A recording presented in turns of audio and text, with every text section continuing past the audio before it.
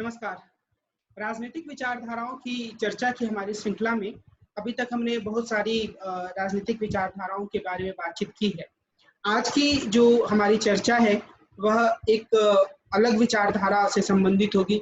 यह एक ऐसी विचारधारा है जो पिछले 5 या 6 दशकों में उभर कर सामने आई है और यह पूरी चर्चा 2 भागों में बँटी होगी।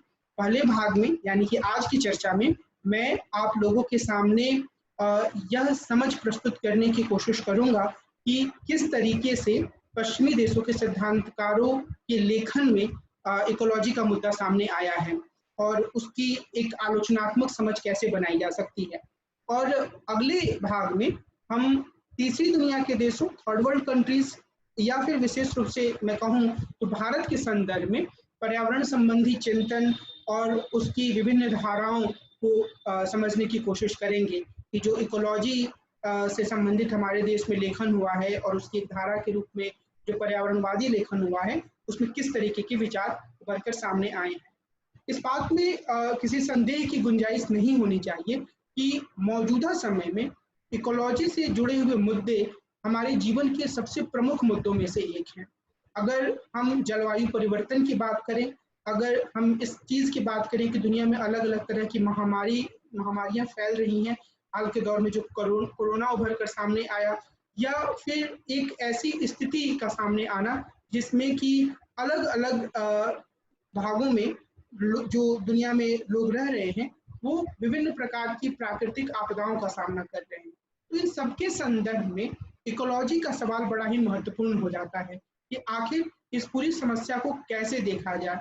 आखिर वह कौन-सा तरीका हो सकता है जिसके माध्यम से एक ऐसी दिशा में आगे बढ़ा जा सकता है जिससे मनुष्य और प्रकृति एक दूसरे के साथ बेहतर संतुलन बनाकर रह पाए, या मनुष्य, अन्य जीव और प्रकृति के बीच में एक बेहतर संतुलन बन पाए। तो आज की इस पूरी चर्चा में मेरी यह कोशिश होगी कि मैं पश्चिमी लेखन में जिस तरीके से एक सैद्धांतिकरण हुआ है इकोलॉजिज्म के बारे में, उसके बारे में आप लोगों से विस्तार से चर्चा कर पाऊँ। तो हमारी जो पूरी चर्चा है निश्चित रूप से उसमें हम इकोलॉजिज्म के इतिहास को समझने की कोशिश करेंगे कि आखिर किस तरीके से जो इकोलॉजी संबंधी चिंतन है, जिसमें कि अलग-अलग तरीके की धाराएँ उभर कर सामने आईं, उसका विकास कैसे हुआ और किस तरीके से अन्य बहुत सारे लेखकों ने इसके बारे में अपने विचारों को रखा। तो अगर हम एक शब्द के रूप में इकोलॉजी को समझें, जिसकी हिंदी के लिए मैं पारिस्थितिकी शब्द का इस्तेमाल कर रहा हूँ। आम बोलचाल की भाषा में हम पारिस्थितिकी शब्द का प्रयोग नहीं करते हैं, हम इकोलॉजी शब्द पर ही ध्यान केंद्रित करते हैं। तो ये जो इकोलॉजी शब्द है, उसका सबसे पहले प्रयोग जो है वो 1866 में जर्मन इकोलॉजिस्ट अर्नेस्ट हैकेल ने किया था और यह ग्रीक शब्द ओक्यूज से बना है, जिसका अर्थ है निवास या हैबिटेट। उन्होंने इसका प्रयोग जीवों के उनके ऑर्गेनिक और इनऑर्गेनिक पर्यावरण से पूर्ण संबंधों की जांच पड़ताल के संदर्भ में किया था। अर्थात जो भी जीव होता है, मनुष्य भी उसमें से एक है, तो उसका अपने आसपास के परिवेश से, वो चाहे वो जीवित परिवेश हो या फिर वो जीवित ना हो। मिसाल के तौर पर हम कह सकते हैं कि पत्थर, नदी, इस तरह की चीज़ों में जीव का अंश नहीं माना जाता है, लेकिन जो दूसरे जानवर हैं, जो पेड़-पौधे हैं, वो जो होते हैं वो जीवित प्राणी के रूप में होते हैं।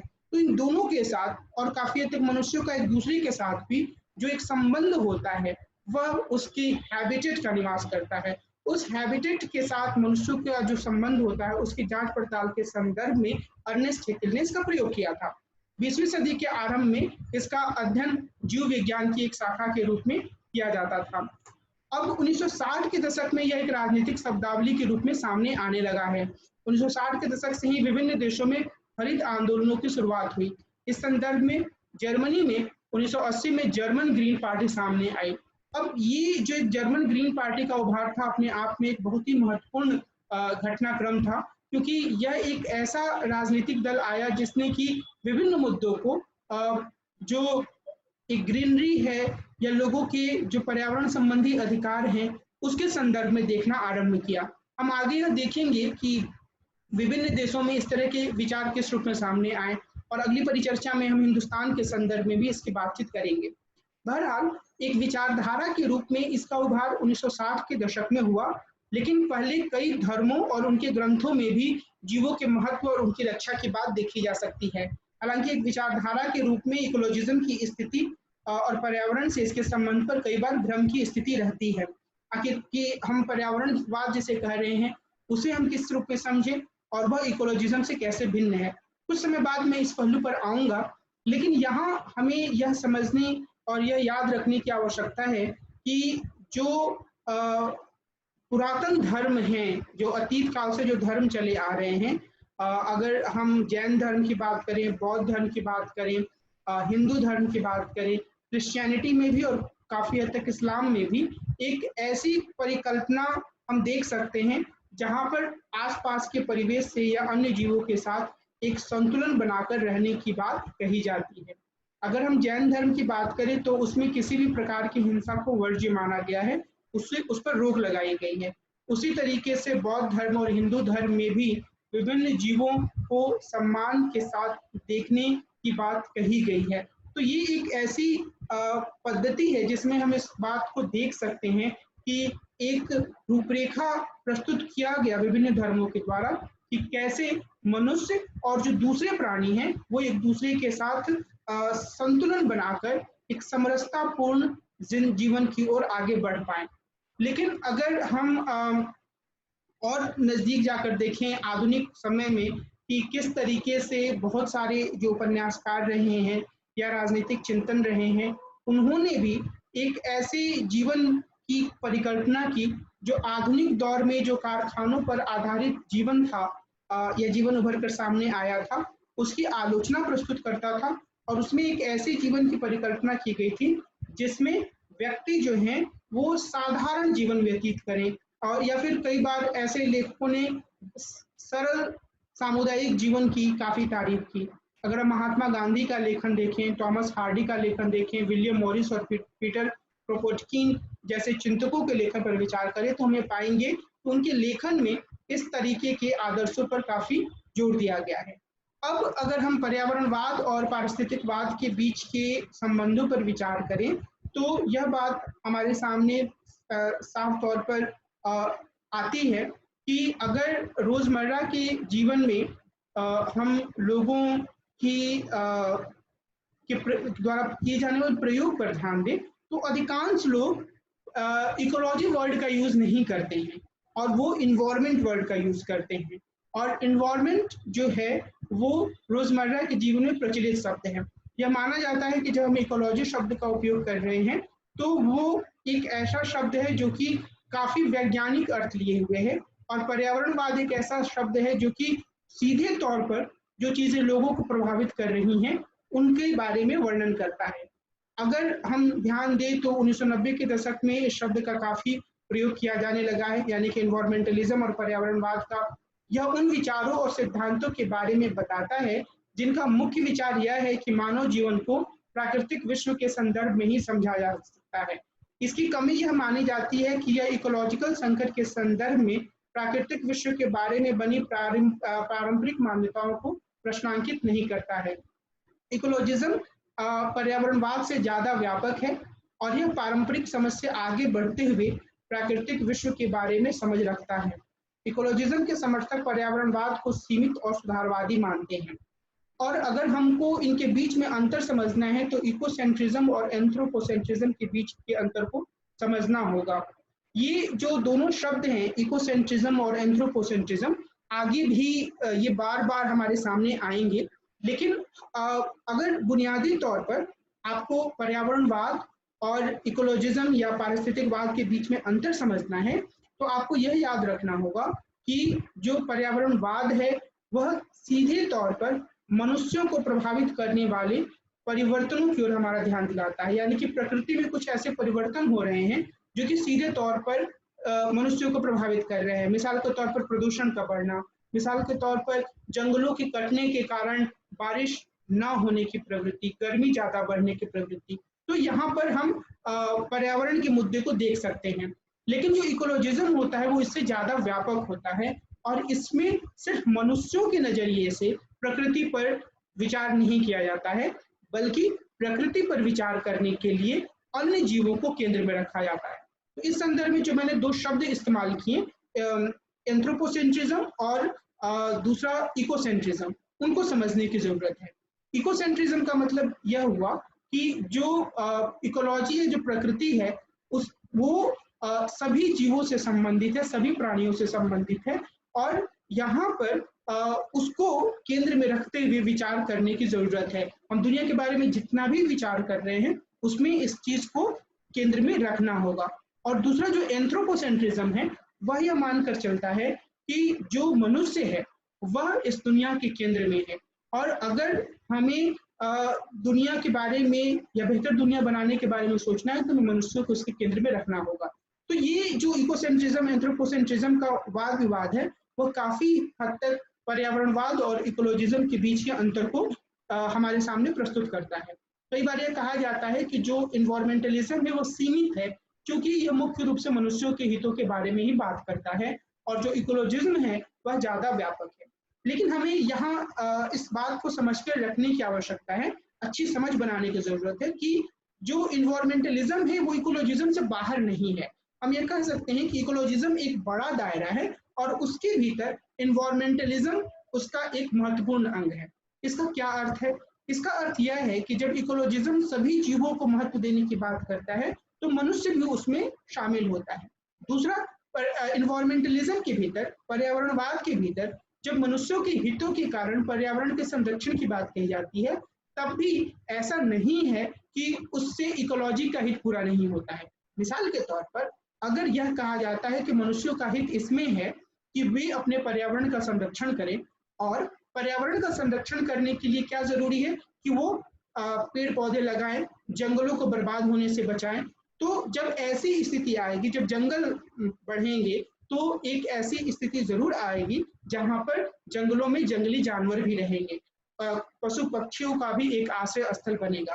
तो इससे जो इकोलॉजिज्म का जो लक्ष्य है, यानी कि सभी जो जीव जंतु हैं उनके हितों की बराबरी या बराबर तरीके से उनको देखने की जो प्रवृत्ति है, सबको बराबर महत्व देने की जो बात है इकोसेंट्रिज्म की, वह भी लक्ष्य पूरा होगा।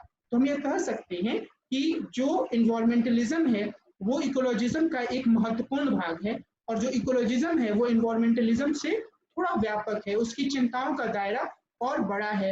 हालांकि कई लोग यह कहते हैं कि इन चिंताओं से भी आखिरकार मनुष्यों के हित ही पूरे होते हैं। अब अगर हम यहाँ से आगे बढ़ें तो हम यह देखेंगे कि जो एक प्रमुख वाद विवाद उभर कर सामने आता है, वह इस बात से संबंधित है कि आखिर यह कब कहा जा सकता है कि एक तरह की इन्वायरमेंटल चिंता जो है वो पूरी दुनिया में आने लगी। अब अगर हम देखें द्वितीय विश्व युद्ध के बाद के दौर को, तो हम ये देखेंगे कि उसके पहले भी औद्योगिक क्रांति के बाद संसाधनों का अत्यधिक दोहन हो रहा था, लेकिन प्रथम विश्व युद्ध के बाद से ही, या हम कहें कि आधुनिक दौर के आरंभ से ही एक प्रवृत्ति रही कि एक जो इंडस्ट्रियलाइजेशन है, जो कि संसाधनों के दोहन पर आधारित जो व्यवस्था है, उससे हम काफी हद तक अपनी प्रगति कर सकते हैं, और इस तरह की प्रगति को आदर्श रूप में प्रस्तुत किया गया। लेकिन धीरे धीरे इसके नकारात्मक पक्ष भी सामने आने लगे। जैसे मैंने आपको पहले बताया था कि महात्मा गांधी, विलियम हार्डी या फिर रिचर्ड या पीटर क्रोपोटकिन जैसे जो कुछ चिंतक थे, उनके लेखन में बार बार यह बात सामने आती थी कि इस तरीके से विकास का जो एक पूरा मॉडल है वह सही नहीं है। लेकिन बाद में 1960 के दशक के आरंभ में 1962 में रिचर्ड कार्सन ने एक बुक लिखी द साइलेंट स्प्रिंग, और इसने जो पर्यावरण को नुकसान पहुंचने की बात है उस पर काफी चिंता को बढ़ा दिया, और इसमें उन्होंने, और इसके माध्यम से उन्होंने इकोलॉजी के बारे में चेतना भी पैदा की।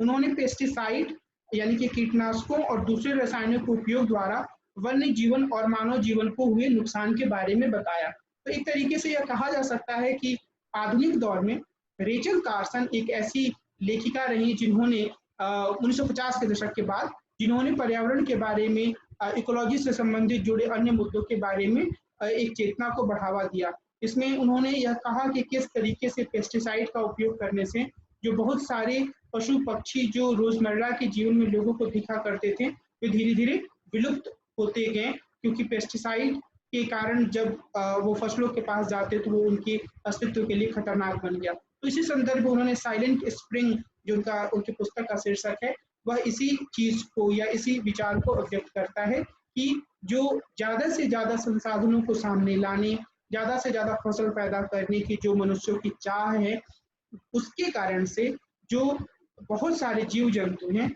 उनको काफी नुकसान हुआ है। और उनका यह तर्क रहा है रेचल कार्सन का कि इससे खुद मनुष्यों का जो जीवन है वह बेहतर नहीं हुआ है, बल्कि वह एक नकारात्मक या नेगेटिव दिशा में ही आगे बढ़ रहा है। बाद के दौर में कई अन्य पुस्तकें और कई अन्य रिपोर्ट भी आए जिन्होंने कि पर्यावरण के बारे में चिंता को काफी गहरे रूप में बढ़ाया। इसमें एल्रिक और हर्मन की how to be a survivor, Goldsmith और अन्य द्वारा लिखी गई ब्लूप्रिंट फॉर सर्वाइवल, और संयुक्त राष्ट्र की एक अनौपचारिक unofficial report only one earth जो कि 1972 में आई थी, और क्लब ऑफ रोमन के द्वारा प्रस्तुत किया गया द लिमिट्स ऑफ ग्रोथ। इस तरीके के सारे जो लेखन थे वो प्रमुख थे। अब इसमें इन अलग अलग लेखनों में, जैसे रेचल कार्सन का तो हमने जिक्र किया, अन्य सारे लेखन में यह दर्शाने जिस तरीके से पूरी चर्चा हो रही है उसमें हम एक ऐसी स्थिति को देख सकते हैं जिससे कि मनुष्य जो है वो अपने आप को काफी एक नकारात्मक स्थिति में पाते हैं, क्योंकि धरती एक है, इसके संसाधनों का काफी उपयोग हो रहा है। तो अगर अभी मनुष्य इसके बारे में नहीं चेतते हैं, उनके भीतर एक तरह का कॉन्शियसनेस, एक तरह की जागरूकता नहीं आती है संसाधनों के दोहन के बारे में, तो यह मानव सभ्यता के लिए खतरनाक हो सकता है। तो इस तरीके की, बल्कि एक आध रिपोर्ट में तो यह भी कहा गया कि सन 2000 तक सारे संसाधन खत्म हो जाएंगे। तो इसने एक ऐसा माहौल पैदा किया लोगों के मन में, जिससे लोगों को यह एहसास हुआ कि अगर वो अभी इसके बारे में चिंता करने की शुरुआत नहीं करते हैं तो यह मानव सभ्यता के लिए एक अत्यंत खतरनाक स्थिति को पैदा कर सकता है। और इसके बाद लोगों ने इसके बारे में ज्यादा गहराई से विचार करना शुरू किया। अब अगर हम इस पूरी पहलू पर आगे बढ़ते हैं और यह समझने की कोशिश करते हैं कि जो एक पारिस्थितिकवाद या इकोलॉजिज्म है उसका प्रमुख तत्व क्या है, तो उसमें हम कुछ बिंदुओं को रेखांकित कर सकते हैं। सबसे पहले तो जो प्रमुख बात है वो ये कि एक इकोलॉजी की जो पूरी परिकल्पना है वो इकोलॉजिज्म का महत्वपूर्ण भाग है। उसके बाद संपूर्णतावाद या होलिज्म की बात है। तीसरे स्तर पर सस्टेनेबिलिटी या सततता की बात की जाती है। चौथे स्तर पर पर्यावरण नीति शास्त्र या एनवायरमेंटल एथिक्स की बात है। और पांचवें स्तर पर स्वप्राप्ति या सेल्फ एक्चुअलाइजेशन की बात आती है। अगर हम इकोलॉजी पर ध्यान दें तो यह एक प्रमुख विचार सामने आता है कि जो इकोलॉजी है उसमें यह माना जाता है, जैसे मैंने शुरू में बताया इकोसेंट्रिज्म की बात, कि प्रकृति मनुष्यों के उपयोग या दोहन के लिए है, यह सोच सही नहीं है। यह जोर दिया जाता है इकोलॉजिज्म के भीतर भी और जो इसकी इकोलॉजी की संकल्पना है उसके भीतर भी। जॉन लॉक या कार्ल मार्क्स के विचारों में इस तरह की अवधारणा सामने आती है। अब अगर आप मैंने पहले भी जॉन लॉक का जिक्र किया है, तो अगर आप जॉन लॉक के लेखन पर ध्यान दें तो वो यही कहते हैं कि प्राकृतिक अवस्था में जो प्राकृतिक वस्तुएं हैं, अगर मनुष्य उसमें अपना श्रम मिला देते हैं तो उनकी अपनी शक्ति और उनकी अपनी संपत्ति बन जाती है। यानी कि वे प्राकृतिक वस्तुओं के मनुष्यों के दोहन को अनुमति देते हैं। हालांकि शुरुआती दौर में वो उस पर यह शर्त लगाते हैं कि प्रत्येक व्यक्ति अपने उपयोग लायक ही वस्तु लेगा और दूसरों के लिए उतनी ही अच्छी वस्तु छोड़ देगा। और जैसे कि हमने देखा है कि बाद में उसे निकलने का रास्ता भी बता देते हैं। उसी तरीके से अगर हम कार्ल मार्क्स के लेखन पर विचार करें तो हम ये देखेंगे कि कार्ल मार्क्स का लेखन एक ऐसी सोच पर आधारित प्रतीत होता है जिसमें कि वो यह मानते हैं कि प्रकृति के संसाधनों का सही तरीके से उपयोग करके हर तरह की समस्याओं से निकला जा सकता है। तो और इसके बारे में मार्क्स के लेखन के आधार पर कई तरीके के वाद विवाद सामने आए हैं, जिसके बारे में हम और विस्तार से तब चर्चा करेंगे जब हम इको सोशलिज्म की बात करेंगे। लेकिन जो मुख्य बात है वो यह कि यह समझ जो आमतौर पर राजनीतिक चिंतकों के लेखन में रही है कि मनुष्य प्राकृतिक संसाधनों का दोहन करके उसका अपने फायदे के लिए उपयोग कर सकते हैं। इकोलॉजिज्म जो है वह उस पर एक तरीके की रोक लगाता है और यह इकोसेंट्रिज्म पर जोर देता है। इकोलॉजिज्म प्रत्येक जीव के अपने हैबिटेट से संबंध पर ध्यान केंद्रित करता है। वह इस बात पर जोर देता है कि जिस तरीके से प्रकृति मनुष्यों के लिए है, वैसे ही प्रकृति और प्राकृतिक संसाधन अन्य जीवों के लिए भी हैं। मिसाल के तौर पर चूहे के लिए या शेर के लिए या टाइगर के लिए भी। तो इस आधार पर मनुष्य सिर्फ यह दावा नहीं कर सकता है कि वही प्राकृतिक संसाधनों का उपयोग करेगा। और इस संदर्भ में अर्ने नेस द्वारा प्रस्तुत डीप इकोलॉजी का विचार प्रमुख है। अर्ने नेस ने जो डीप इकोलॉजी का विचार दिया, उसका मुख्य अर्थ यही था कि जो सभी जीव हैं उन सब का एक दावा है प्रकृति पर, प्रकृति के साधनों पर, और सिर्फ मनुष्य जो हैं वो यह दावा नहीं कर सकते हैं कि वे संसाधनों का जैसे चाहें वैसा उपयोग कर सकते हैं। और जो अर्ने नेस थे उन्होंने अपनी इकोलॉजी को, जिसे उन्होंने कि डीप इकोलॉजी या गहन इकोलॉजी कहा, उसको उन्होंने शैलो या सारहीन इकोलॉजी के विचार से अलग किया। अब हम थोड़े संक्षेप में गहन इकोलॉजी या डीप इकोलॉजी और सारहीन इकोलॉजी के बीच के अंतर को समझेंगे। पहले स्तर पर जो डीप इकोलॉजी है वह पारिस्थितिकवाद की बात करता है। पारिस्थितिकवाद का अर्थ ये हुआ कि जो जैसे मैंने आपको बताया इकोसेंट्रिज्म इसके अर्थ में आ जाएगा कि जो भी संसाधन हैं और उसमें जितने भी जीव हैं इस दुनिया में, सबका बराबर महत्व है और किसी को भी दूसरे के लिए कुर्बान करने की जरूरत नहीं है। जो शैलो या सारहीन इकोलॉजी है उसमें एनवायरमेंटलिज्म पे जोर दिया जाता है, यानी कि परिस्थितियों को इतना बेहतर बनाएं जिससे कि मनुष्यों का जीवन सही दिशा में आगे बढ़ सके, और ऐसा करते हुए निश्चित रूप से अन्य जीवों के अस्तित्व को भी सुरक्षित रखा जा सकता है। यहाँ दूसरे शब्दों में हम कह सकते हैं कि अन्य जीवों के अस्तित्व को सुरक्षित रखना, उनके लिए बेहतर स्थान को बनाना खुद मनुष्यों के हित के लिए आवश्यक होता है। तो ये पर्यावरणवाद का एक तत्व होता है। तो हम कह सकते हैं कि जो डीप इकोलॉजी है वो ज्यादा व्यापक है। जैसे मैंने पहले बताया कि एक जो विशेषता इकोसेंट्रिज्म की होती है वह यह होती है कि इकोलॉजी से जुड़े हुए सारे जो जीव जंतु हैं वो केंद्र में हैं और उनके आधार पर ही एक सोच और विचार का निर्माण होना चाहिए। लेकिन जो शैलो इकोलॉजी होती है उसमें क्या कहा जाता है कि एक लाइट एंथ्रोपोसेंट्रिज्म हो। लाइट एंथ्रोपोसेंट्रिज्म का मतलब क्या है कि एंथ्रोपोसेंट्रिज्म की बात करते हुए यह इस बात को समझना कि अन्य जीवों का अस्तित्व जो है वो उसके बगैर मनुष्यों का अस्तित्व महत्वपूर्ण नहीं रह जाएगा। यानी कि अगर अन्य जीव नहीं रहेंगे, पेड़ पौधे नहीं रहेंगे, बाकी सारे जीवों को हम दुनिया से हटा देंगे, तो जो मनुष्य हैं वो अपने हित को पूरा नहीं कर पाएंगे। तो इस अर्थ में जो एक लाइट एंथ्रोपोसेंट्रिज्म है वो यह मानता है कि मनुष्य का हित सबसे महत्वपूर्ण है, लेकिन मनुष्यों का हित अन्य जीवों के हितों से जुड़ा हुआ है। डीप इकोलॉजी प्रकृति के महत्व पर जोर देती है और जो शैलो इकोलॉजी होती है वो ह्यूमैनिटी के महत्व पर, मानवता के महत्व पर जोर देती है। और ये जो डीप इकोलॉजी है वो एक रेडिकल संपूर्णतावाद या रेडिकल होलिज्म की बात करती है, और यह एक जो शैलो इकोलॉजी होता है वो सीमित संपूर्णतावाद की बात करता है। सीमित संपूर्णतावाद का यहाँ पर मतलब यही है कि जो पूरी ब्रह्मांड, पूरी प्रकृति को हम कह सकते हैं, जितने सारे तत्व हैं उनको एक साथ देखने की जो प्रवृत्ति है वो शैलो इकोलॉजी में कम होती है। ये जो होलिज्म वाली बात है इसको हम लोग आगे और विस्तार से देखेंगे। इसके अलावा जो डीप इकोलॉजी है वो प्रकृति में मूल्य मानती है, यानी कि प्रकृति अपने आप में महत्वपूर्ण है और प्रकृति का उपयोग सभी जीवों के हित में होना चाहिए।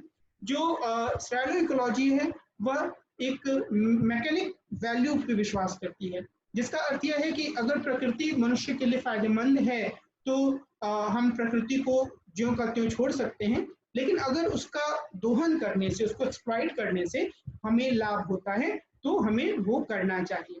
दूसरा कि जो डीप इकोलॉजी है उसमें एनिमल राइट्स की बात होती है। एनिमल राइट्स का अर्थ यह है कि जो एनिमल्स हैं उनको अगर हम उनके अधिकारों से दूर करते हैं तो यह एक गलत चीज होगी। और कई स्तरों पर ये इसके लिए कानूनन सजा का प्रावधान करने का भी जोर देते हैं इस बात पर, जो डीप इकोलॉजी के सपोर्टर्स हैं। लेकिन अगर हम सारहीन इकोलॉजी की बात करें तो इसमें एनिमल वेलफेयर पर जोर दिया जाता है, जिसका अर्थ है कि पशुओं की भलाई के लिए कुछ कार्य किए जाएं। तो जो वेलफेयर और राइट्स में जो डिफरेंस होता है वो यहाँ पर साफ तौर पर सामने आता है। जो डीप इकोलॉजी है वो ग्रोथ का पूरा विरोध करती है, जिसका अर्थ यह है कि इसका मानना है कि जो ग्रोथ की कोशिश होती है वो निश्चित रूप से जो अन्य जीव होते हैं, अगर हम वनों की बात करें तो वनों में जो अन्य जीव होते हैं उनके हितों की अवहेलना करती है। यानी कि अगर किसी जंगल में संसाधनों का दोहन आरंभ होता है, एक्सप्लॉयटेशन होता है, तो वहां जो रहने वाले जीव जंतु हैं उनके हितों की अवहेलना होती है। इसलिए जो समृद्धि या ग्रोथ का जो पूरा लक्ष्य है उसे छोड़ दिया जाना चाहिए। जो शैलो इकोलॉजी है उसमें क्या कहा जाता है, उसमें यह कहा जाता है कि नहीं, ग्रोथ पे जोर दिया जाना चाहिए लेकिन वो सस्टेनेबल या सतत होना चाहिए। इसका अर्थ है कि हम जब भी संसाधनों को एक्सप्लॉइट कर रहे हैं हमें यह ध्यान रखना होगा कि उससे जो अन्य जीव जंतु हैं उनके हितों को नुकसान ना हो। तो ये जो एक सस्टेनेबल की बात है वहां पर हमें याद रखना होगा कि शैलो इकोलॉजी में वो इसलिए सस्टेनेबल की बात है क्योंकि उससे मानव का हित जुड़ा हुआ है। और ये समृद्धि का जो डीप इकोलॉजी विरोध करती है उसका रीजन क्या है, उसका रीजन यह है कि इससे वो उनका मानना है कि पूरी तरीके से जो अन्य जीव होते हैं उनको हितों को नुकसान होता है।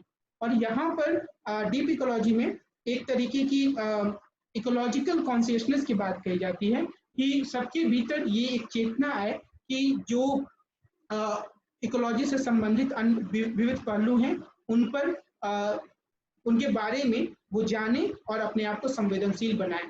और यहाँ पर जो व्यक्तिगत विकास की बात है, यानी कि एक सामूहिक स्तर पर चेतना लाने के बजाय शैलो इकोलॉजी में ये कोशिश की जाती है कि खुद व्यक्ति इस बात की समझ बनाए कि कैसे पर्यावरण का संरक्षण करना उसके अपने हितों के लिए आवश्यक है। तो ये कुछ प्रमुख अंतर हैं जो कि हम देख सकते हैं कि शैलो इकोलॉजी और डीप इकोलॉजी के बीच में हैं।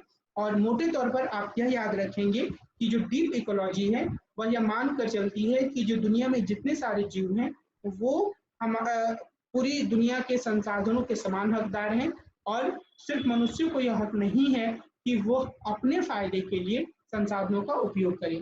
दूसरी ओर जो शैलो इकोलॉजी है वह मनुष्यों को दुनिया के केंद्र में मानते हुए इस बात पर जोर देती है कि खुद मनुष्यों के भलाई के लिए यह आवश्यक है कि वे अन्य जीवों का या जो पर्यावरण के से जुड़े अन्य पहलू हैं उनका संरक्षण करें। तो ये प्रमुख अंतर इनके बीच में है। जो दूसरी विशेषता है इकोलॉजिज्म की वह संपूर्णतावाद या होलिज्म से संबंधित है। फ्रिडजॉफ कापरा ने अपनी पुस्तक द टर्निंग पॉइंट जो कि 1982 में प्रकाशित हुई थी उसमें आधुनिक दर्शन और विज्ञान को प्रकृति को एक मशीन की तरह पेश करने का दोषी पाया है।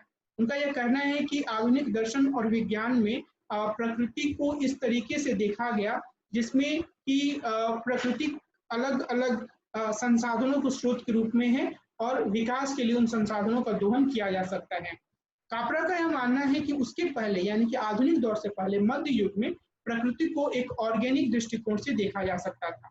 कापरा कहते हैं कि रेने देकार्ट और इजैक न्यूटन ने प्रकृति को एक मशीन के रूप में प्रस्तुत किया। कापरा इनके द्वारा पेश पैराडाइम को मौजूदा इकोलॉजिकल संकट के लिए जिम्मेदार मानते हैं। इसका अर्थ यहाँ पर यह है कि जो एक आधुनिकता के साथ जो एक सोच आई वो इस बात से संबंधित है कि मनुष्य एक गुड लाइफ या उत्तम जीवन को हासिल कर सकता है और वह चाहे तो अपनी कोशिशों से जो प्रकृति के जो अलग अलग स्वरूप हैं या उसके जो अलग अलग संसाधन हैं उनका उपयोग कर सकता है। तो कापरा इसको क्रिटिसाइज करते हैं और वो ये कहते हैं या दूसरे इकोलॉजिकल जो थिंकर हैं वो भी इस बात पर जोर देते हैं कि इसके स्थान पर एक होलिज्म के सिद्धांत को अपनाया जाना चाहिए। इसे होलिज्म का जो पूरा सिद्धांत है उसे जॉन स्मिट्स ने पेश किया था। ये बोअर जनरल थे और साउथ अफ्रीका के 2 बार प्रधानमंत्री रहे। जो होलिज्म है उसका अर्थ है प्रकृति को इसके विभिन्न अंशों में नहीं बल्कि संपूर्णता में समझा जाना चाहिए। संपूर्णता अलग अलग भागों से ज्यादा महत्वपूर्ण होती है। फ्रिडजॉफ कापरा ने यह भी कहा कि विज्ञान का इस तरह विकास हो सकता है कि यह संपूर्णता को बढ़ावा दे।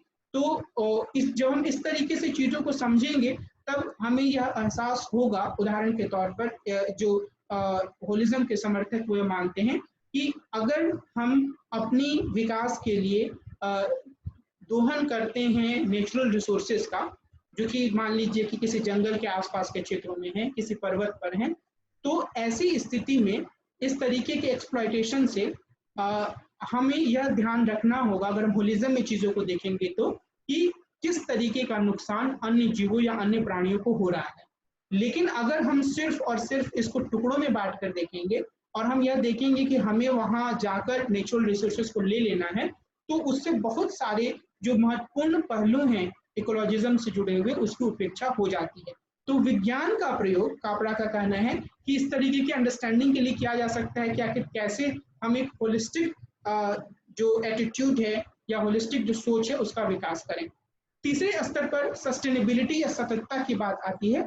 इकोलॉजिस्ट या पारिस्थितिकवादी यह मानते हैं कि सभी राजनीतिक विचारधाराओं में यह माना जाता है कि मनुष्य का जीवन अनंत संभावनाओं से भरा होता है और इनमें प्रकृति और संसाधनों के दोहन पर बल दिया जाता है। चाहे हम उदारवाद की बात करें या चाहे हम मार्क्सवाद की बात करें, उसमें इस तरीके की सोच सामने आती है। और हम यह देखेंगे कि इन दोनों तरीके के विचारों में अगर हम एक तो पूंजीवादी व्यवस्था जो बढ़कर आधुनिकता के साथ सामने आई, उसमें संसाधनों का उपयोग करते हुए, प्राकृतिक संसाधनों का उपयोग करते हुए ज्यादा से ज्यादा उत्पादन करने पर जोर दिया गया और यही एक मुख्य स्रोत बना पश्चिमी देशों के विकास का। जो इसके विकल्प के रूप में एक मार्क्सवादी चिंतन सामने आया, उसमें भी जो मॉडल अपनाया गया, चाहे वो सोवियत यूनियन हो, चाहे वो चीन हो, वहां पर जो मॉडल था वो इसी पर आधारित था कि औद्योगिकरण किया जाए, कारखानों को स्थापित किया जाए, कारखानों के माध्यम से ज्यादा संसाधनों का, प्राकृतिक संसाधनों का उपयोग करते हुए ग्रोथ को बढ़ाया जाए। तो आमतौर पर जो जितने भी एक पारंपरिक राजनीतिक विचारधाराएं रही हैं, उनमें इस बात पर जोर दिया जाता रहा है। लेकिन बाद में हम देखेंगे जो इकोलॉजिकल थिंकिंग से जुड़े हुए विचारक थे, उन्होंने कई अलग अलग तरीके के विचार प्रस्तुत किए। केनेथ बॉल्डिंग ने एक स्पेसशिप अर्थ का विचार दिया। इसका अर्थ यह है कि एक स्पेसशिप की तरह हमें पृथ्वी को देखना चाहिए, जो कि जिसके पास सीमित संसाधन है, और अगर हम यह इस तरीके से पृथ्वी को देखेंगे तो निश्चित रूप से हम इन संसाधनों का इस सीमित दोहन की ओर ध्यान देंगे। हम ये नहीं चाहेंगे कि संसाधनों का इतना ज्यादा उपयोग हो कि कुछ ही समय बाद सारे संसाधन खत्म हो जाएं। लेकिन इस तरीके की सोच लाना एक अपने आप में पारिस्थितिक चेतना की या इकोलॉजिकल कॉन्शियसनेस की मांग करता है। तो जो ये एक विचार आया, अगर हम स्पेसशिप के रूप में पृथ्वी को देखेंगे तो हम अंधाधुंध इंडस्ट्रियलिज्म की तरफ नहीं जाएंगे और हम ऐसे विकास को नहीं अपनाएंगे जिसमें कि धरती के सारे संसाधनों का ज्यादा से ज्यादा उपयोग करने पर जोर दिया जाए, क्योंकि हमें यह समझ होगी कि एक समय के बाद ये संसाधन खत्म होने वाले हैं। और इसी संदर्भ में E.F. शूमेकर ने अपनी पुस्तक स्मॉल इट्स ब्यूटीफुल में बुद्धिस्ट इकोनॉमिक्स के का विचार दिया, जिसमें कि बड़े संसाधनों के दोहन पर आधारित कारखानों की अर्थव्यवस्था की बजाय सामुदायिक स्तर पर चलने वाली अर्थव्यवस्था का एक रूपरेखा प्रस्तुत की गई। और शूमेकर का विचार जो था वो अपने आप में काफी महत्वपूर्ण था, क्योंकि वह एक विकल्प देने की कोशिश कर रहे थे। उन्होंने सीधे तौर पर जो एक संपन्नता है उसको नकारने की कोशिश नहीं की, लेकिन उनका यह कहना था कि जो चीजें सामुदायिक स्तर पर एक दूसरे से जुड़ाव रखते हुए की जा सकती हैं, उनकी तरफ हमें जाना चाहिए और हमें एक छोटे स्तर पर चीजों को संगठित करने की कोशिश करनी चाहिए। और अगर हम इससे आगे बढ़ें तो हम पर्यावरण नीति शास्त्र के विचार को देख सकते हैं। पर्यावरण नीति शास्त्र का विचार अपने आप में महत्वपूर्ण है, क्योंकि यह लोगों के व्यवहार को बुनियादी रूप से बदलने पर जोर देता है।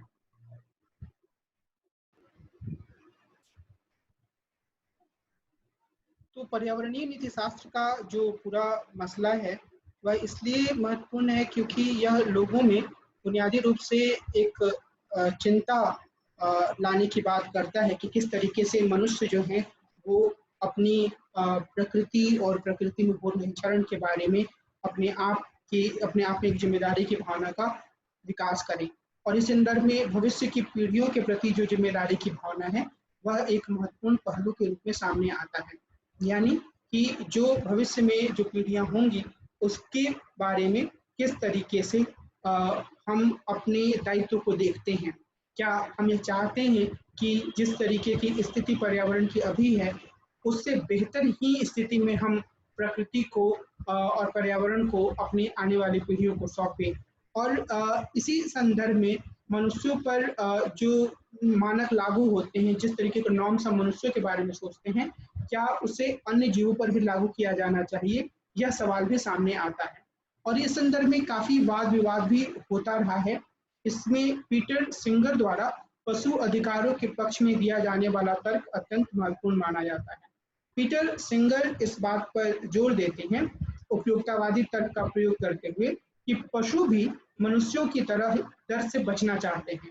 यानी कि उपयोगितावाद में जिसमें कि जेरेमी बेंथम का विचार सबसे प्रमुख माना जाता है और जॉन स्टुअर्ट मिल ने भी उसमें विचार रखा। तो उसमें यह माना जाता है, जेरेमी बेंथम ने कहा कि मनुष्यों में दुख से बचने और सुख को हासिल करने की प्रवृत्ति होती है। पीटर सिंगर इसी तर्क को पशु पर भी लागू करते हैं और वे कहते हैं कि पशुओं में भी यह चाह होती है कि उन्हें सुख की अनुभूति हो और वो दुख से बचें। वे अन्य जीवों की तुलना में मनुष्यों को के हित को ऊपर रखने को स्पेसिसिज्म की संज्ञा देते हैं और इनके लिए यह सेक्सिज्म और रेसिज्म की तरह ही बुरा है। यानी कि अगर आप रेसिज्म करते हैं तो आप एक नस्ल को ज़्यादा ऊपर रखते हैं और दूसरे नस्ल को कम उसके नीचे रखते हैं। उसी तरीके से अगर आप स्पेसिसिज्म करते हैं तो आप एक प्राणी को ज़्यादा महत्व दे रहे हैं और दूसरे प्राणी को कम महत्व दे रहे हैं, जो कि पीटर सिंगर के अनुसार एक सही चीज़ नहीं है। लेकिन पीटर सिंगर के आलोचकों ने का यह मानना है कि वे समान अधिकारों के स्थान पर दयालु व्यवहार की बात करते हैं, जो कि अपने आप में एक आदर्श स्थिति नहीं मानी जा सकती है। और उनकी विवेचना में पेड़, पत्थर, नदी जैसे नॉन सेंटिएंट जीवन रूप सम्मिलित नहीं है। यानी कि मुख्य रूप से वो ऐसे जीवों की बात करते हैं जो वास्तविक अर्थों में दर्द को महसूस कर सकते हैं। लेकिन चूंकि इस बात का प्रमाण नहीं है कि बहुत सारे पेड़ जो होते हैं उनकी पत्तियों को तोड़ने पर उन्हें दर्द होता है, या पत्थर नदी के बारे में तो बिल्कुल नहीं माना जाता है कि उनके भीतर कोई संवेदनशीलता नहीं होती है। तो ये सारे जो दायरे हैं वो पीटर सिंगर की जो पर्यावरण के प्रति चेतना का जो पूरा थियरी है उससे वो अलग हट जाता है। यहाँ पर फिर टॉम रीगन का विचार महत्वपूर्ण हो जाता है, जिन्होंने अपनी पुस्तक the case for animal rights में सभी जीवों के समान अधिकार होने का तर्क दिया। उनका यह कहना था कि जो अलग-अलग जीव हैं और ये एक तरीके से जो इकोसेंट्रिज्म का जो पूरा विचार था, उसी को आगे बढ़ाने की तरह था। तो इकोसेंट्रिज्म के विचार में तो यही माना गया कि दुनिया में जितने सारे जीव हैं वो सभी समान व्यवहार के अधिकारी हैं। तो इसी अर्थ में टॉम रीगन ने भी अपने विचारों को रखा। लेकिन अब इस विचार के साथ समस्या है, कई स्तरों पर समस्या है। एक तो यह कि इसमें अगर हम सभी पशुओं और मनुष्यों के अधिकारों को समान रखते हैं, तो फिर यही कहना पड़ेगा कि जो जैसे उदाहरण के तौर पर अगर मच्छर है, तो मच्छर को मनुष्य नहीं मार सकता है, क्योंकि अगर जितने मनुष्य के जीवन का महत्व उतना ही मच्छर के जीवन का ही महत्व है। या फिर एक तरीके से एक बहुत बड़ा उद्योग है जो मछली पालन या फिर मुर्गे या बकरी या अन्य पशुओं के मांस से संबंधित है। तो अगर इस तरह का तर्क दिया जाएगा तो निश्चित रूप से एक बुनियादी जो कॉन्ट्राडिक्शन है वो पैदा होता है।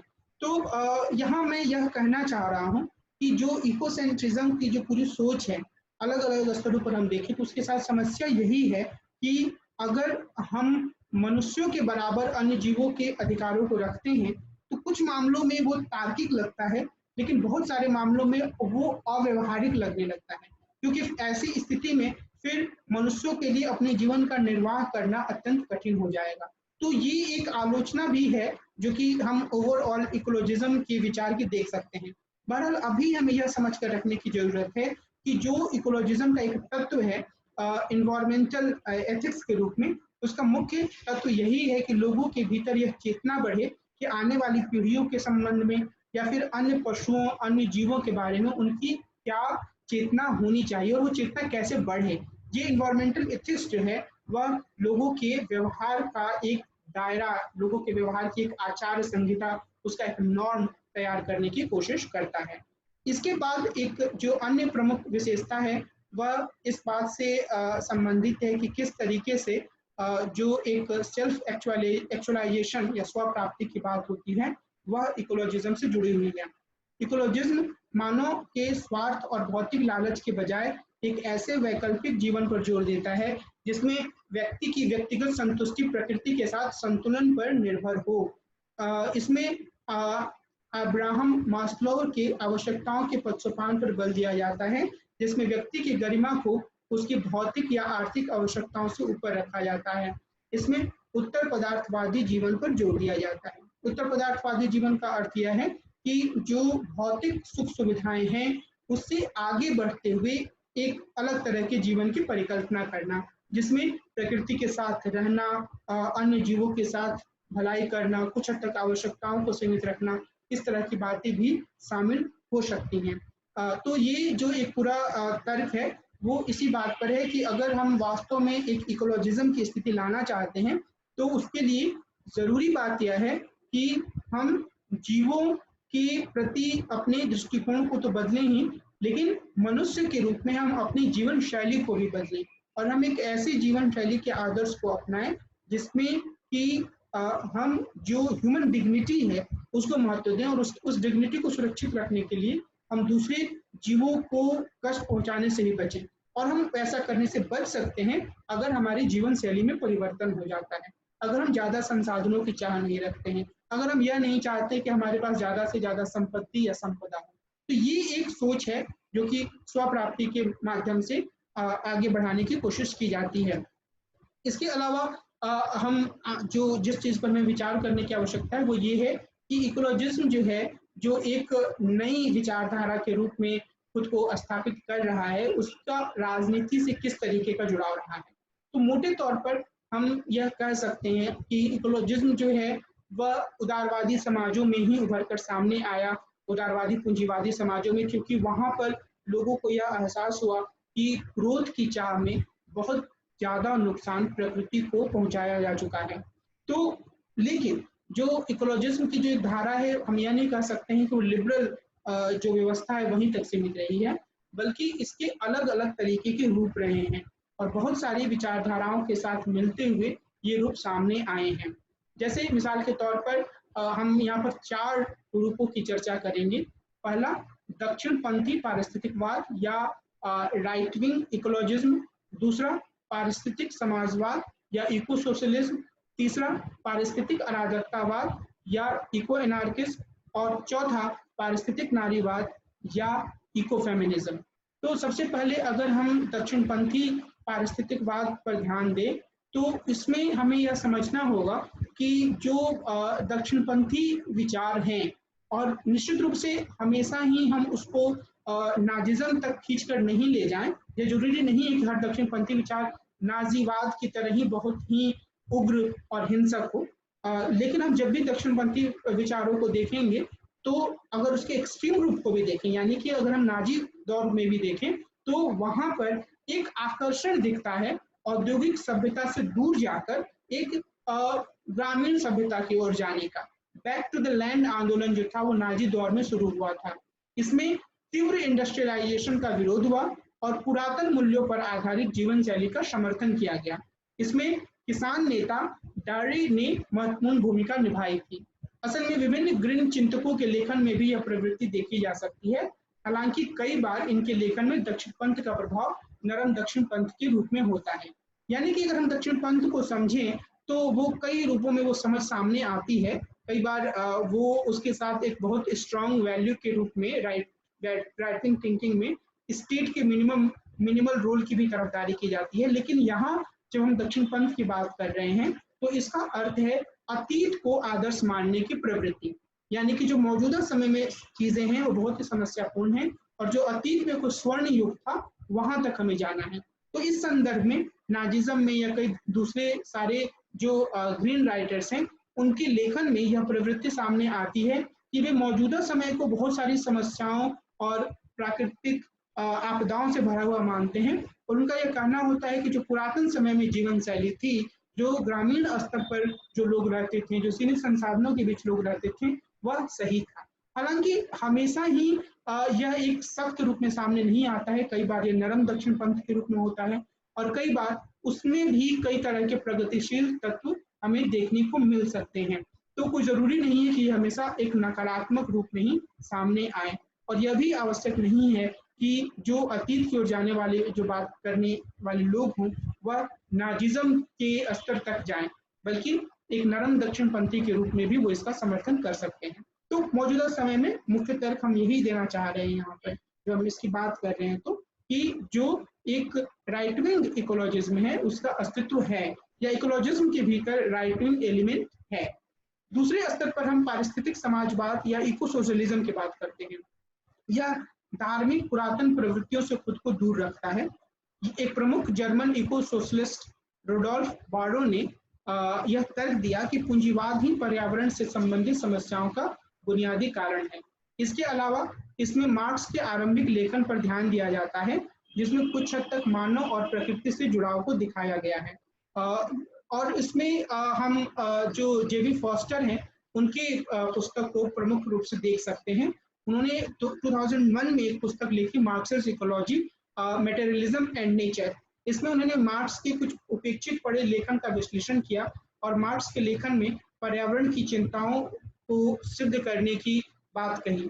लेकिन हम यह देख सकते हैं कि जो रेड और ग्रीन है, उनके बीच में एक तरह का तनाव भी रहा है, यानी कि मार्क्सिज्म के भीतर और इकोलॉजिज्म की जो बात करने वाले लोग हैं, उनके भीतर से विशेष रूप से जो मार्क्सवाद के भीतर इनको एक संदेह से देखा जाता रहा है।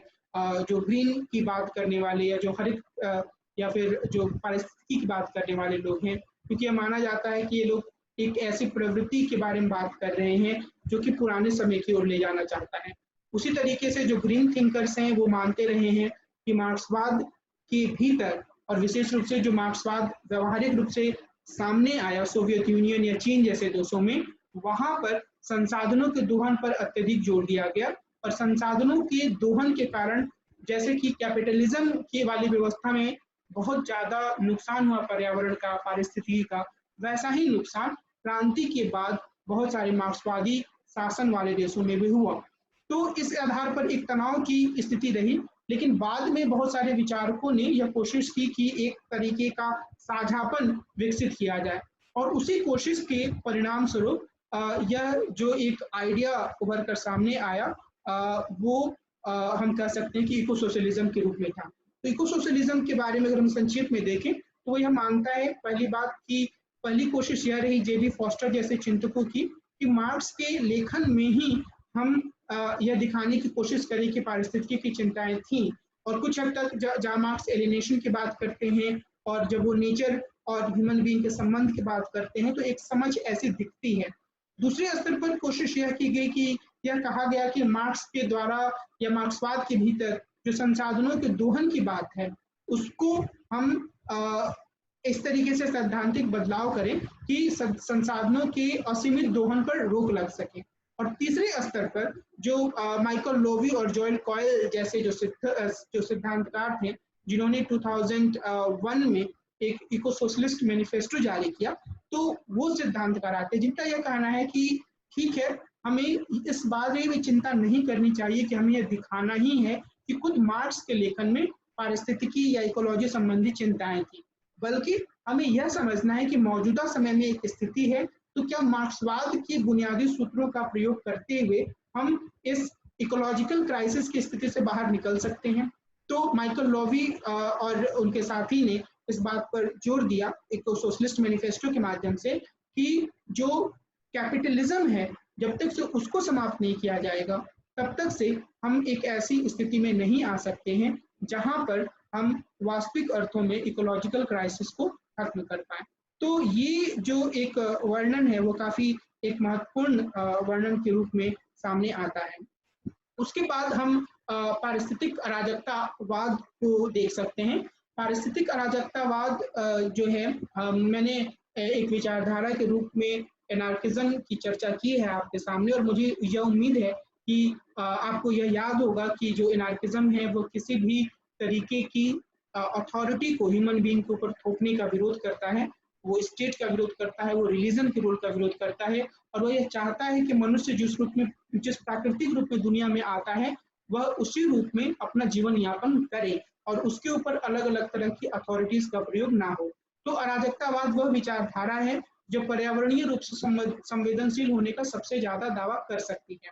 ग्रीन आंदोलन के बहुत से चिंतकों ने 19वीं सदी के अराजकतावादी कम्युनिस्टों के विचारों के प्रभाव को स्वीकार किया है। इस संदर्भ में पीटर क्रोपोटकिन का नाम विशेष रूप से उल्लेखनीय है। बुकचिन, जो कि एक हम कह सकते हैं कि एक ऐसे चिंतक हैं जो कि अराजकतावाद के माध्यम से पारिस्थितिकी को समझने की कोशिश करते हैं, उन्होंने सोशल इकोलॉजी के विचार के रूप में इस समन्वय को अभिव्यक्त करने की कोशिश की। अराजकतावादियों ने मानव पर नियंत्रण के विविध रूपों का विरोध किया और उसके स्वाभाविक जीवन पर जोर दिया। उन्होंने विकेंद्रित व्यवस्था पर भी बल दिया। ये विचार पारिस्थितिक अराजकतावाद की बुनियाद है कि किस तरीके से अगर एक विकेंद्रित व्यवस्था होती है तो वहां पर प्रकृति को कम से कम नुकसान होगा या प्रकृति और मनुष्य के बीच में एक तरीके का संतुलन बनाया जा सकता है। एक अन्य रूप जो सामने आता है पारिस्थितिकी और जो मुख्य धारा के राजनीतिक विचार हैं उनके बीच में, वह इकोफेमिनिज्म या पारिस्थितिक नारीवाद के रूप में है। इसमें मूल रूप से इस बात पर बल दिया जाता है कि पितृसत्ता और उसके कारण बनी संस्थाओं के कारण प्रकृति खतरे में है। जिन्हें नारीगत गुण माना जाता है उनमें संरक्षण की भावना निहित होती है।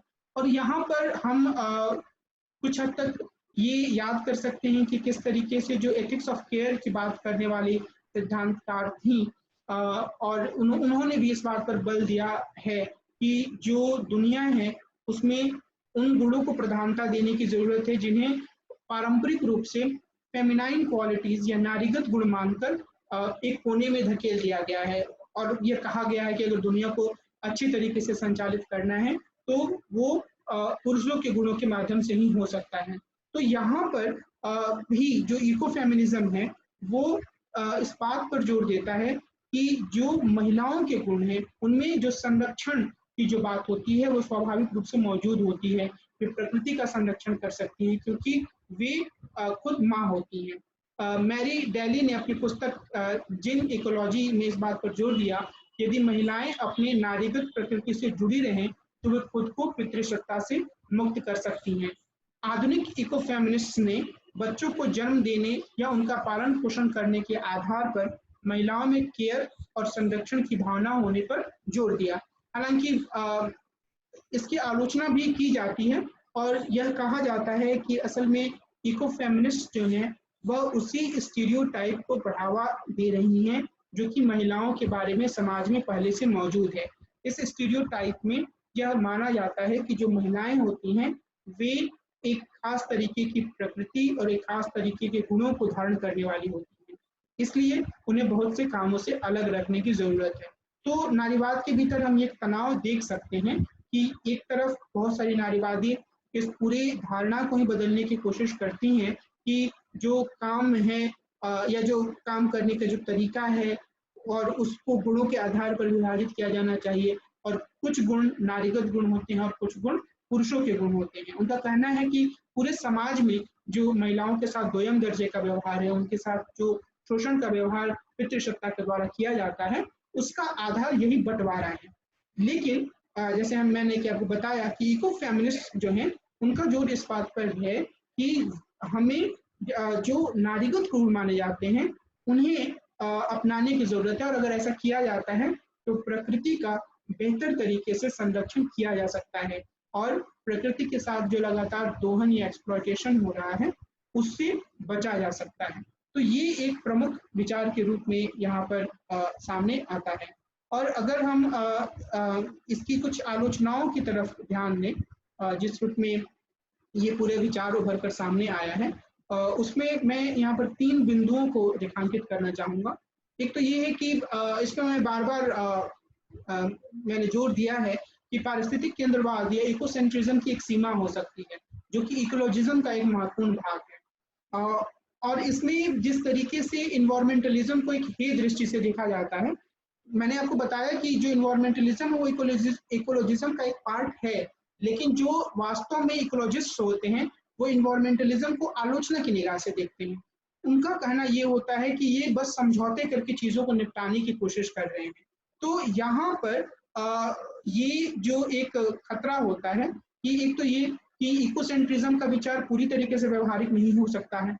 हम जैसा मैंने आपको बताया कि हम मच्छर के जीवन और मनुष्य के जीवन को एक तराजू पर अगर रखेंगे तो शायद हम व्यवहारिक रूप से कोई भी काम करने में समर्थ नहीं हो पाएंगे। दूसरी चीज ये है कि इकोसेंट्रिज्म में मनुष्यों के हितों को बहुत ज्यादा तरजीह नहीं देने के कारण भी यह एक तरीके से आकर्षक नहीं बन पाता। तो इसीलिए कई बार ऐसा लगता है कि जो इन्वायरमेंटलिज्म का दावा है वह हकीकत के ज्यादा करीब है और वह मनुष्यों को प्रेरित करने में ज्यादा समर्थ है। तीसरा जो पहलू है वो ये है कि आलोचना के रूप में कि एक खतरा इसके साथ हमेशा जुड़ा हुआ है और वह खतरा यह है कि यह एक ऐसी सोच को बढ़ावा दे सकता है जो कि नव दक्षिण पंथ के विचारों को आगे बढ़ाए। तो और इस खतरे को हमने देखा भी, क्योंकि अगर हम पूरी तरीके से इसी बात पर निर्भर रहने लगे कि जो मौजूदा जीवन शैली है उसी में समस्या है, और जो बहुत ही प्राचीन काल में जब लोग कुटिया बनाकर रहते थे वो एक आदर्श व्यवस्था थी और उस समय सारा कुछ सारे व्यवहार जो थे वो प्रकृति से सुसंगत थे। तो यह सोच जो है वह एक ऐसी विचारधारा को स्थापित करने में सहायक साबित होगी जो हर तरीके की नवीन सोच को या नवीन जीवन शैली को प्रश्नांकित करती है और जो अतीत के हर चीज को गौरवमयी बताती है। तो यह जो एक खतरा है वह इकोलॉजिज्म के लेखन में भी, इकोलॉजिज्म के सैद्धांतिकरण में भी दिखता है। बहरहाल हमें यह चीज याद रखने की आवश्यकता है कि जो पारिस्थितिकवाद है उसने एक नए तरीके के चिंतन को बढ़ावा दिया है।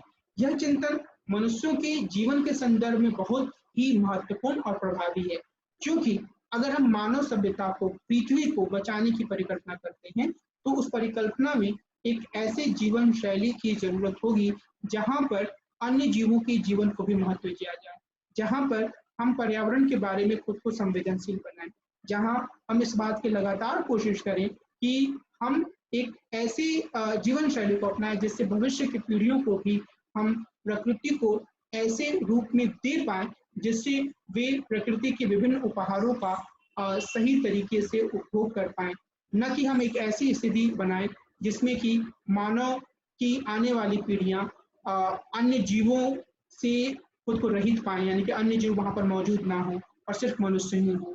या अगर ऐसी स्थिति आती है तो वो भयानक प्राकृतिक आपदाओं वाली स्थिति होगी। और मौजूदा समय में दुनिया के अलग अलग भागों में जब हम प्राकृतिक आपदाओं को देखते हैं तो वो असल में प्रकृति के साथ किए जाने वाले दोहन का ही एक बड़ा नतीजा होता है। तो इस लिहाज से इकोलॉजिज्म एक महत्वपूर्ण विचारधारा के रूप में सामने आया है और विभिन्न स्थापित राजनीतिक विचारधाराओं ने इससे जूझते हुए खुद को बदलने की कोशिश की है। वे लगातार यह प्रयास कर रहे हैं कि उनकी अपने पूरी रूपरेखा में जो इकोलॉजी से जुड़ी हुई चिंताएं हैं वो सामने आ पाए। अगले एपिसोड में जब हम मिलेंगे तो हम भारतीय संदर्भ में इकोलॉजी और पर्यावरणवाद के बारे में हुए लेखन पर विचार करेंगे। हम ये समझेंगे कि कैसे अलग अलग तरह की धाराएं या अलग अलग तरह के चिंतन भारतीय संदर्भ में मौजूद हैं। आज के इस एपिसोड को मैं यहीं समाप्त कर रहा हूँ। अगले एपिसोड में मिलते हैं और हम इकोलॉजी के बारे में थोड़ा और विस्तार से चर्चा करेंगे। नमस्कार।